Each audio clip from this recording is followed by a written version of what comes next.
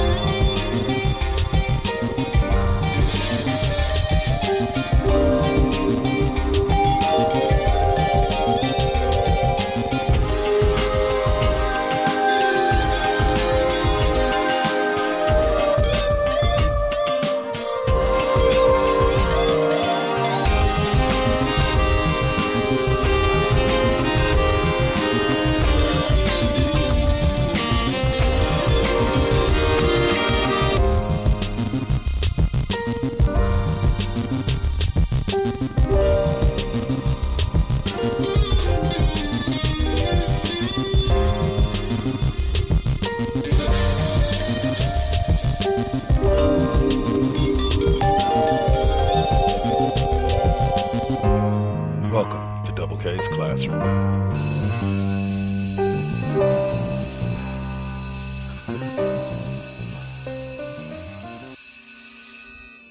Class is officially in session.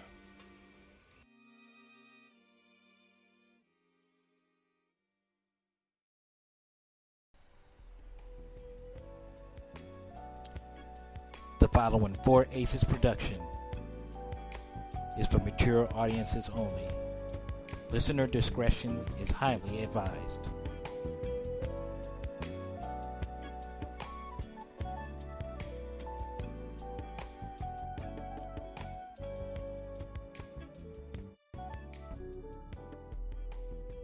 Hey y'all, what's up? And welcome to this week's edition of Double K's Classroom. Sorry for the late post. Got a little bit late recording here, had that family time and all that good stuff there going on. So I'm back with Double K's Classroom, something I haven't brought to you in a long time. Most weeks it's been K-Double's fifth period music class, but this week we're going to talk a little sports. That's right, a little sports. Pretty much all the sports have made their decisions and have all decided to come back post-COVID. And all of them have decided to come back without fans. And that's kind of weird. The Oakland A's, who I'm a member of their membership club, actually made the decision to bring in cardboard cutouts, and a lot of major league teams are doing this. I think it was like $50 or $100. You can get your card. You snap a picture of yourself as in Oakland A's gear and send it to the Athletics, and they print out a cardboard cutout. And the great thing about it is, if your cardboard cutout gets hit with a foul ball, you actually get that foul ball mailed to you. It's probably about the only way I'm going to end up getting a foul ball in my life if I ever do it. But let's take a look at all the teams that are playing this year as far as baseball goes. Of course, we have all the regular teams, but let's just take a look at where we are at. Toronto, New York, Baltimore, Boston, Tampa Bay Rays, all together make up the American League East. And let me tell you something, this is going to be a dangerous division this year. I actually see at least two teams coming out of this, whether it be one wild card and one division winner, of course, or both wild cards and a division winner coming out of the American League East. Pretty much all these teams, with an exception for the Red Sox, have strong teams. I believe even Baltimore has gotten better compared to where they were years ago or even last year.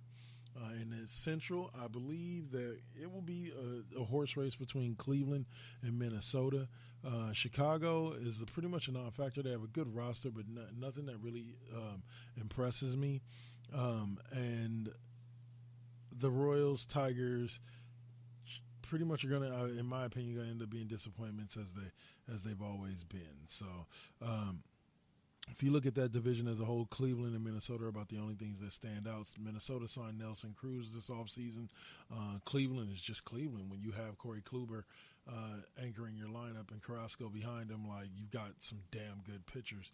So you're always going to be competing and be one of the top teams in the league throughout the year.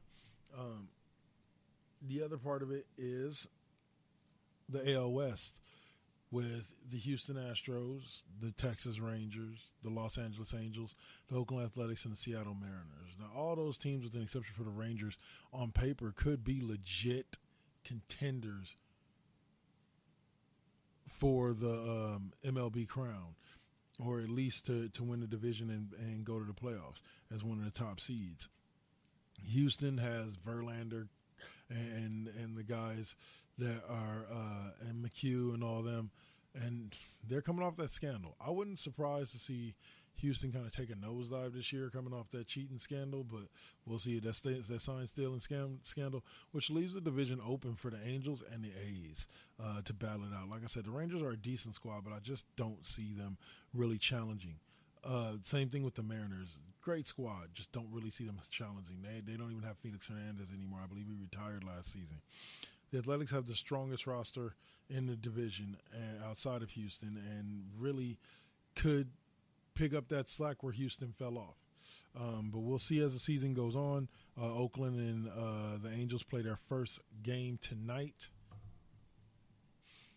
So we'll see how it goes. I signed up for my fantasy baseball team, drafted one good team, and then in what would have been my money league, but we're not playing for money this year, I ended up drafting a shitty team, but I'll make it work. I'll make it work and win some games. In the National League, you got the AL East filled with the Marlins, the Mets, the Braves, the Nationals, and the Phillies. In my personal opinion, this division comes down to the Braves and the Nationals. The Phillies will most likely finish third, second at best, but I don't think they really have a shot at the division. It will come down to Strasburg and the Nationals, or I believe it was Greinke and the Braves. No, I forget who it was. But the Braves just signed a pitcher last year. I forget the guy's name. Damn it! But they should be a great squad coming this year. Then you move on to the NL Central: Reds, Cubs, Pirates, Cardinals, Brewers. I think it's going to come down to the Cubs, Cardinals, and Reds. The Pirates just look like they're probably going to present another disappointing season. And the Brewers have a tendency to have for every up they have a year that they have, which they had a decent year last year, they always seem to have a down year. So that's what I see this one being. They're going to struggle early, maybe come on late. They might make a wild card, but I doubt anything beyond that. Like I said, division comes down to Chicago and Cincinnati, really. Then you have the NL West, populated by some of the strongest teams in all of baseball in general: the Dodgers, the Rockies, the Padres, the Diamondbacks, and the Giants. Fortunately for yet another year, I believe this is the Dodgers division to run away with. Can't really stop what they got going at the top of their lineup with Kershaw and them boys. Rich Hill has turned into be a dream after being a dream for the A's that they let go. They still got Jock Peterson. They still got the bats. They just signed Mookie Betts to a $300 million deal. The Dodgers are a contending team and will remain a contending team. So I think this is their division to run away with maybe Colorado or San Francisco jumping up to that wild card spot. But let me just say this much: I am 1,000% happy to have baseball back. Can't wait till we start getting some games that mean something. It's only going to be a 60-game season, so we're going to be in the playoffs before you know it, fellas. So keep an eye out for that. I love me some baseball. I know you love you some baseball. So let's go on ahead and get to this commercial break, and we'll come back with a little discussion about the NBA and what they're doing, and then I'll give my thoughts on the NFL opening up their season. You're listening to Double K's Classroom.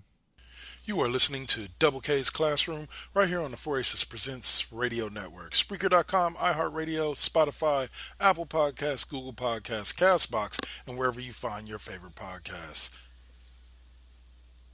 Hey listener, Dutch here from Voice from the Underground, the podcast. My co-host and I want to invite you to check out our little corner of the podcast verse. At Voice from the Underground, we talk about all the crazy happening around us and try to make a little bit of sense out of the nonsense with little to no results. If the idea of hearing three semi-intelligent, outspoken nerds talk about politics, social issues, current events, sports, movies, pretty much anything that we decide to talk about because, well, it's our show, appeals to you, grab your shovel and come on down to the underground, and then consult a qualified psychotherapist. Find us wherever you get your podcasts, just not where you buy your weed. Voice from the underground. So, what's up? Steve Fingerstyles here, the host of the podcast, spelled DA, of course. Tune in each and every week to hear what pisses me off, what angers me, what I make fun of, and of course, my crazy rants. I also have incompetent co-hosts, cool guests, and a silent producer that sucks. So what more do you need from a podcast? You can listen on Apple Podcasts, Stitcher, TuneIn, SoundCloud, and the Pod Bros Network. Peace. From the galactic depths of the comic book universe comes the Ghosts of the Stratosphere, ready to galvanize and energize your mind with the latest of comic book news and reviews. And why are you stopping me? Yes, that's much better. Hi, this is Andy Larson for Ghosts of the Stratosphere. Join me every week along with my co-hosts Rob Stewart and Chad Smith, as well as a cavalcade of fantastic comic book guests as we dish out heaping helpings of the greatest and latest of comic book news and reviews. New shows posted every Tuesday with bonus shows every first Friday of the month. You can find us on iTunes and Stitcher under Ghosts of the Stratosphere, as well as on our website, www.gotstratosphere.com. Hope to see you soon, folks. All right, and I'm back. Talk a little basketball here. That's right, I said NBA basketball. The NBA basically chose to restart their season to an extent with only 22 of the total 31 teams that, or 32 teams that exist in the league. So, or 22 of the teams. Basically, they're going to have seeding games. The way it's going to work is like this.